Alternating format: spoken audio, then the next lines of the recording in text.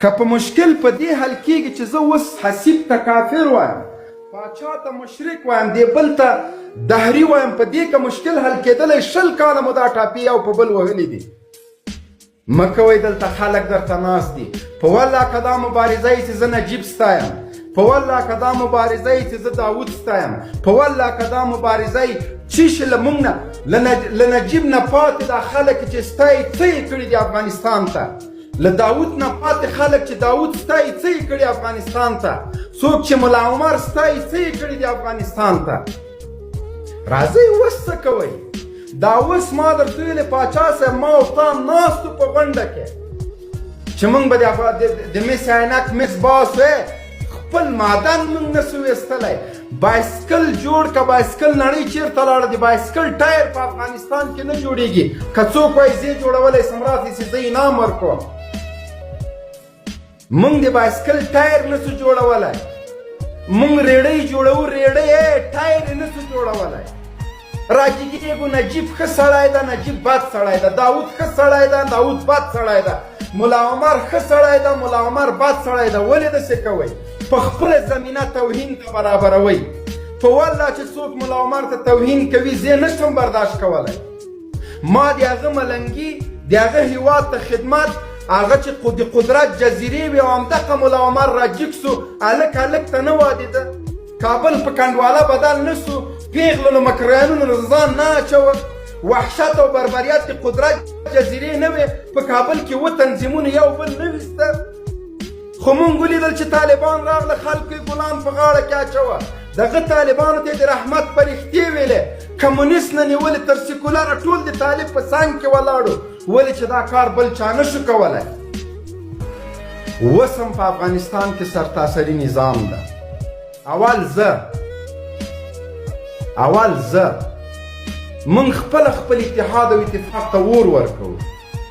دغه ځواک صاحب ده ما یې 10 ځایه دفاع کړې ده، 10 ځایه چې د خدای روکړي د ملحد ټاپه مه پرې لګوئ، مې پرې لګوئ. دغه ټاپه مې والله که په افغان باندې لورېږي، قسم په خدای که مې لورېږي چې یو څوک، زه د جنت ټیکهدار نه یم. زه په خپله په دې کشمکش کې یم چې زه به جنت ته ځم که نه. هلته به ما نه پوښتنه کېږي دا کوم اعمال چې زما دي دا د مسلمان والله کوي. زه دروغ وایم، زه غیبت کوم، زه منافقت کوم، زه غلا کوم، زه غصب کوم، زه ظلم کوم، زه قتل کوم، بیا د جنت ټیکهدارم زه یم. دا اوس که ما نه پوښتنه وسي له مرګ نه وروسته چې تا څه کړي دي، زه خو جواب نه لرم. په تشو منځونو حجونو والله که حج ته لاړ جنت ته لاړ سم، د تسبیح په ټکارو ولاکه لاړ سم. شیطان تر ټولو غټ عابد و فرښتو یې شاګردي کوله، نن یې توقې لعنت په غاړه کې پروت د شیطان د ما او تام سره غلطوي. اعمال باید د دې باعث نشي چې په اسلام باندې څوک ټک وکړي. زما اعمال او کرکټر د دې باعث نشي چې یوه خور ووایي زه دین نه منم، ستا له وجې نه منم. یو افغان ځوان باید دې ته مجبور نشي چې ووایي تا جهاد کړی، څه دې کړي؟ د تا د روسانو د ماتې نه وروسته نتیجه څه شی ده؟ په ازاده فضا کې موږ انسانانو ته جواب نه لرو، بیا به د رب العالمین په مخ کې رب ته څه جواب وایو چې په ژبه مهر لګېدلي. راوله همدغه لیډران راوله، کښېنو په یوه ازاده فضا کې چې یو 5 ځوانان ترې پوښتنه وکړي، که یې جواب ورکړه زه ژبه خپله پرې کوم. وخت چې موږ د انسانانو جواب نه لرو، د رب العالمین جواب ډېر سخته ده. نو د آخرت ټیکهداري زما کار نه ده.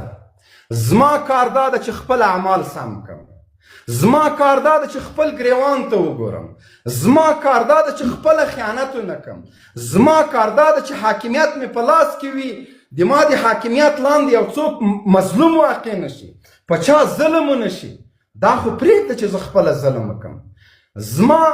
زه باید دومره ځان ته متوجه سم چې شبا پاچا صاحب ته، حسیب ته، بل ته څوک پیغور ورنه کړي چې دغه د تاسو افغانو او تاسو یې دفاع کوله، دا خبیث نن غل وخته، ده له ملت سره خیانت وکړ، زما په وجه اسلام ته څوک کنځلې ونه کړي.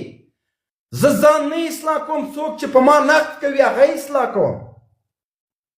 نو دغه بحث د تاسو قسم په خدای د ما زړه ور واخیسته، دا ولاکه د دې وخت وي. ورشه دا اوس وګوره له افغانستان نه د به ما مخکې درته ویلې پاچا صاحب